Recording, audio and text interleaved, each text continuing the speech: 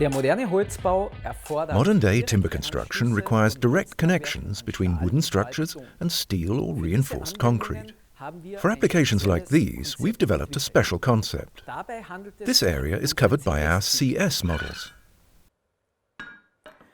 On CS connector tongue plates, the angled screw axes for connecting to wood are replaced by perpendicular axes for steel and reinforced concrete materials.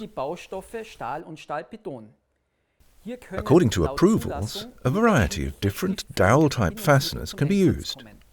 What this means is steel expansion anchors or concrete screws require verifications.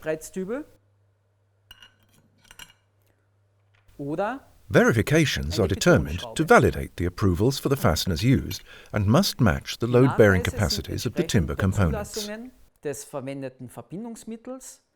Assuming sufficient load capacity, installations can occur with consideration of the appropriate tolerances.